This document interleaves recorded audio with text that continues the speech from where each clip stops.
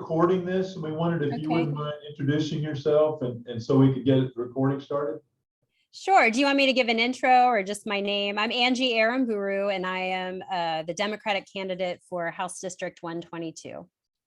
Great, thank you. And I'm Ray Hemel. I'm legislative consultant for the Texas Public Employees Association. I'm Gina Stannard. I'm the membership relations manager. Charlotte Wilson, I'm the Director of Finance for TPEA. Hi, nice to meet you all. Nice to meet you. And I am retired from the state of Texas. So I had years of experience during that time. I worked at one time for Senator Gonzalo Barrientos of Travis County. And then I worked for ERS and did their governmental relations. So that's where I've got a pretty good familiarity with some state issues. And we always like to ask you, what is your kind of burning issue? What is your motivation for running this time? My top priority, well, I kind of have two top priorities, and essentially in the end, they go hand in hand, which is expanding healthcare, expanding Medicaid, and also school finance reform.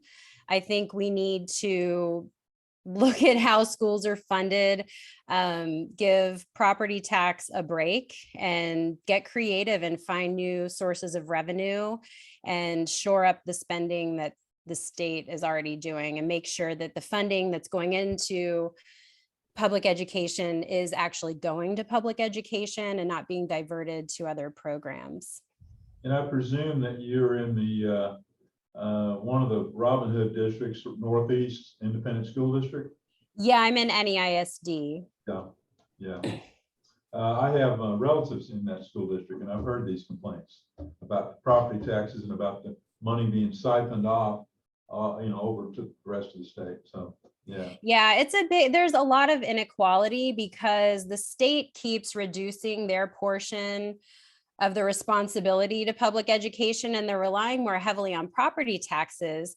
And what happens is the Robin Hood system in the wealthier areas, but in the less wealthy areas, they're relying on that Robin Hood tax, but their property taxes aren't as high, so they are not getting as much money. So the schools that are in greatest need are really getting the least bit of help right now. And so I think we need to work my goal is to have world-class education in Texas, right? Where your quality of education doesn't depend on your zip code.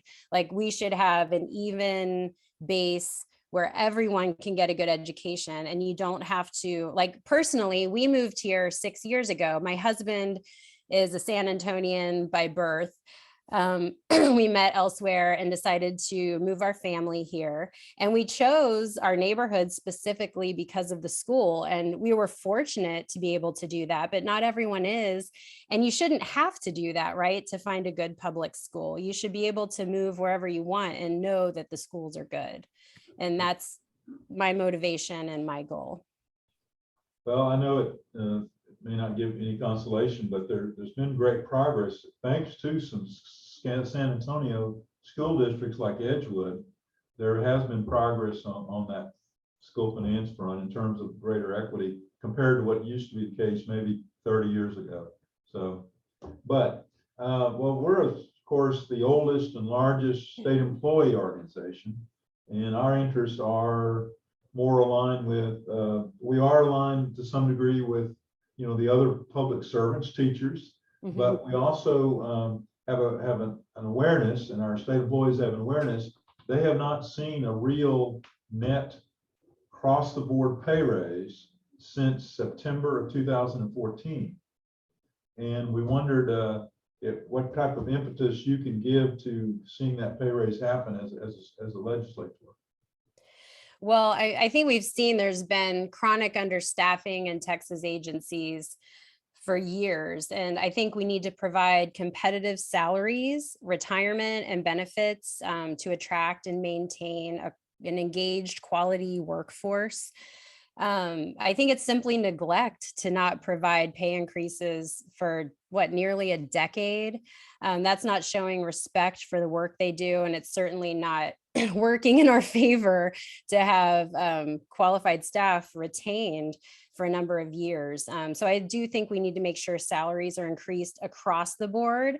I know that they've increased them in certain high turnover areas, but truly, I think it needs to be an across the board raise, because I think when employees are valued, they stay longer and they perform better, which, I mean, these are the people running our state, right? They're running all of these agencies, and it's important that we have the best and that we have some retention and that experience staying. And really, the salaries aren't even stagnant, right? With inflation, they're decreasing. Yeah, And within that's, the last year or so, they've really been, the buying power of the dollar is, of their dollar, it's really gone down. yeah, the cost of living and inflation right now are through the roof, and it's just not keeping up. And I'm endorsed by the Texas AFL-CIO, and I think everyone should have a right to join a union. I think you should have a right to collectively bargain and negotiate for better pay and benefits and retirement as a group. So that's sort of my impetus as well. I think everyone should have that right. Another key area, you use the word neglect, but yeah, I mean, you might consider it that, is that retirees, those who retired from the state of Texas, have not seen an increase in their annuities since January of 2000. And contrast that with retired teachers who have seen 3 or 4 increases during that same time period. Granted, there are some cases to be made that they haven't kept up with inflation either, but certainly with respect to someone that was retired in the first decade from 2000 to 2010, they've seen a drop of a third to 40% in the value of their pension dollar. So we have a real interest in seeing that in ERS, the legislature did some great things to shore up finally ERS like they did for TRS a couple of sessions ago. And we just want to make sure that anyone that's in the legislature will encourage ERS and push, if that's the word, ERS to go ahead and give an increase in the annuities to all retirees when they've crossed that threshold of actuarial soundness, which we believe, based on their own numbers, may happen within the next year or two. Yeah, I mean, living on a fixed income is hard no matter what, but like we talked about with the rising cost of everything and inflation, I think there should be an annual cost of living adjustment. I think other industries, Social Security does that, and it shouldn't, again, just be for certain segments of public workers. It should be across the board. You can't expect people who retired 10, 20 years ago to live on the same income now that they did then. That's unconscionable, and nobody can live on that. So we have to make those adjustments. I believe we should look at that annually. Thank you. The insurance has been a solid benefit, fortunately, for the past several years for both employees and retirees. The ERS has done a good job, the Employees Retirement System, both competitively bidding, the contracts that they have for whether it's for the pharmacy benefit manager or for the main administrator of the big health plan. And they've also done some other creative things to target areas where there are higher costs to try and bring down the costs that are from the providers are charging, using their sheer size, if nothing else, as well as some just plain old jawboning and creative communication. So we have seen a modest increase only in premiums, and we have not seen any increase in the benefits like the co-payments or the co-insurance. And there is no deductible for the major health plan. So we just want to be sure that, we kind of hold the line on that. That's the one benefit that has really helped out the pocketbooks of employees and retirees relative to, frankly, the retired teachers insurance plan or some others out there for other public sector workers.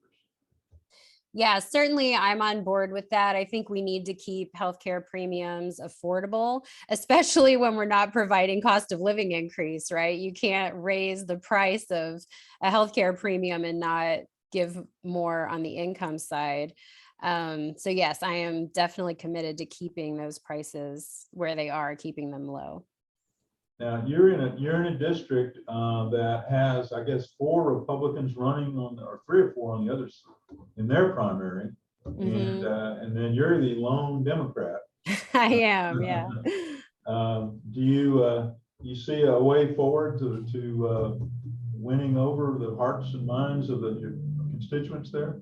I do actually. I think this is the best chance we've had in 12 years. If you're familiar, Lyle Larson held the seat for 12 Yeah. years, and he's a very moderate Yeah. Republican. He was not part of the mainstream or the core Republican group. That's right. Yeah. No, he fought against it, actually. He was the lone Republican voting on a lot of issues alongside Democrats. So he kind of went down the middle. So I don't think what this district is looking for is extreme conservatism, which most of my opponents are running on, honestly. And actually, just got rated 5 stars by the League of Independent Voters. Because my goal isn't to toe the party line. I feel like I'm a very independent thinker. I agree with Democrats on most issues, I would say, but I also agree with Republicans on certain issues. I'm not. I kind of go down the middle, and I think that's what this district is looking for. I'm hoping to be the one to offer that. And it's an open seat, so there's no incumbent to go against. That's right. So I think if I can really get the word out about being moderate, I think that's what people want. And and I'm not just saying that to win. I truly do feel that way. I'm originally from very rural Indiana, which isn't so different. I'm familiar. What part of Indiana? Lawrenceburg. Lawrenceburg. It's near Cincinnati. It's in the Ohio Yeah. Valley. Oh, yeah. Okay. Yeah, so I grew up in the hills. My grandparents had farms, and so it's not so different than rural Texas, right? So, of course, Texas has its own special flavor. I get that.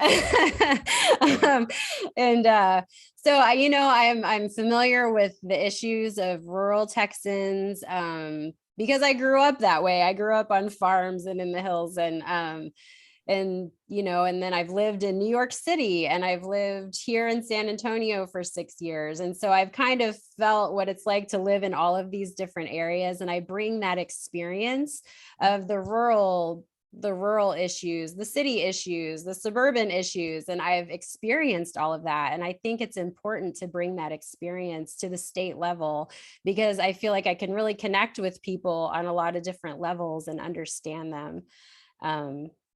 So that's what I'm hoping to bring to the table. And I do think it's very winnable, and I wouldn't have run if I didn't. Yeah. And it's exciting. I think we have a real chance to make some positive change.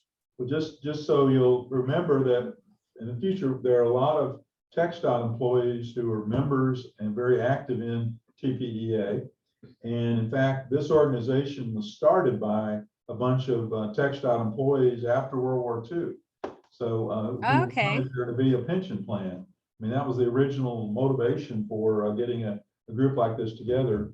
And I know that that's an issue that you'll probably need to pay attention to in San Antonio, is the 281 and problems with 281 and all the roads around there. And even Blanco's a state road, and that definitely needs some attention. I live off of it, so I know. I have 2 brothers living off Blanco also, yeah. Out there by Churchill, yeah. Well, thank you very much for taking the time to be with us today. You're welcome. Thank you so much for your time. I appreciate it. And I'm always available. I'd love to hear if there are additional issues that you want to address. Please feel free to reach out, because I don't have a primary opponent. So right now I'm really just talking to people and hearing what the issues are, so I can make a plan to address them. Okay. All right. There might be I'll try to see if there's an opportunity for a group that sometimes it's a group of TxDOT retirees that meets 2 or 3 times a year. And they usually gather lately they've been gathering over there on Bandera Road, but that doesn't mean they're all, I mean, they're from all over the whole San Antonio area. But anyway, it's an idea for, if you wanted to maybe talk to them. Yeah, that'd be great. know, That'd be great. yeah. Thank you. All right. Well, thank you very much, and Yeah, we'll be in for the touch. time. Yeah. Yeah, you're welcome. Thank you so much. It was nice meeting y'all.